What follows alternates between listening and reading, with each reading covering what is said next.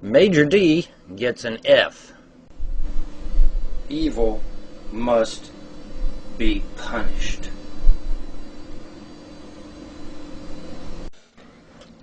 This is Major D. Major D is a hardcore leftist, liberal, or communist piece of shit. He does not know the Founding Fathers, nor does he want to know the Founding Fathers. He has believed the spew of the communist school system, the communist public school system, for the last 30 or so years. So now I must educate him on the Founding Fathers, because he has absolutely no fucking clue who the Founding Fathers are. It's a shame that I have to do this, but sadly, this is something that must be done, because him and Ham the Neanderthal and a few others decide that they're going to get on YouTube and act like they're too fucking smart than the rest of us who've been around for at least twice their years in lifetime. Now, Mr. D, as well as Ham the Neanderthal, insist that there is a separation of church and state. They insist that the Founding Fathers, who were fleeing religious persecution, would suddenly get this brainstorm in their head to decide to instill religious persecution in this country by prohibiting religious expression within government. Now, this makes absolutely no fucking sense. Why would they flee religious persecution only to establish it here in this country is beyond me, but that's what these idiots insist. Okay, so let's find out. Thomas Jefferson. We have solved by fair experiment the great and interesting question whether freedom of religion is compatible with order in government and obedience to the laws.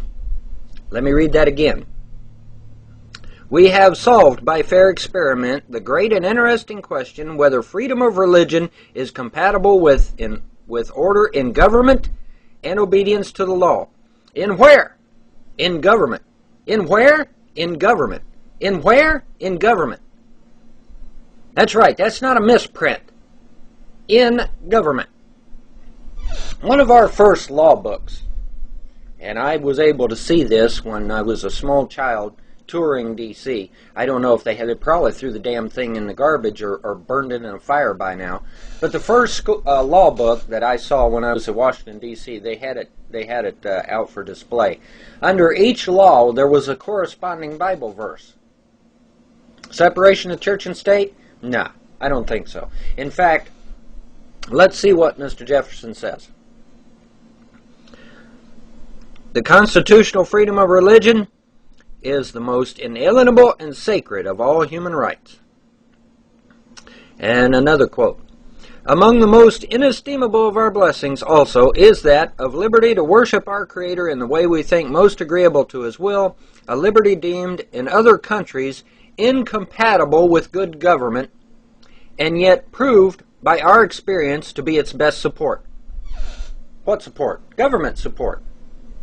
Did you hear what he just said? Did you hear what Jefferson just said? He said that religion in other countries is incompatible with good government. But religion is in our government because we esteem it to be good with our government. Separation of church and state? No. Jefferson says here just the opposite. In fact, Jefferson says that it's the other countries that have a separation of church and state, not this one. He says that that separation of church and state is incompatible with good government. Separation of church and state is incompatible with good government. That's what he's saying. Other countries are the ones using separation of church and state, not this one. Jefferson also established the first school book as the Bible. Separation of church and state? No, just the opposite. Our first school book was the Bible. Many of our first schoolhouses were converted churches, or were churches who were used during the week for school purposes. Separation of church and state? No. But let's drive on here, because I'm gonna pound this point home, because Major D is a fucking idiot, and Ham the Neanderthal is, well, a Neanderthal. So let's keep going here. One of the amendments to the Constitution expressly declares that Congress shall make no law respecting an establishment of religion or prohibiting the free exercise thereof, or abridging the freedom of speech or of the press, thereby guarding in the same sentence and under the same words the freedom of religion, of speech, and of the press, insomuch that whatever violates either throws down the sanctuary which covers the others. What is Jefferson saying here? He's saying that if you're going to create a separation of church and state, then you must also create a separation of freedom of speech and a separation of freedom of the press. So what? We're not going to have any free press in this country no more? We're not going to have freedom of speech no more? We're not going to, or we're going to create this mythical wall in government where you can't have the press to interview government officials? Is that what you're telling me? Now, Jefferson makes it abundantly clear here. If you're going to do it to one, you have to do it to all three. If you're going to do something to religion, then you must also do it to press and to free speech. So if you're going to create this mythical wall of separation of church and state, then you must also create a wall for free speech. You must also create a wall for freedom of the press. Well, that's insane, isn't it? That's insane. How the hell is the press going to get any work done if they can't interview government officials? How is freedom of speech going to operate if you can't even talk in Congress? Well, that's nuts. That's insanity. So no, there is no separation. In fact, Jefferson here says quite the opposite. Quite the opposite. And I will link you to this document so that you can read it for yourself. It has all of his quotes here.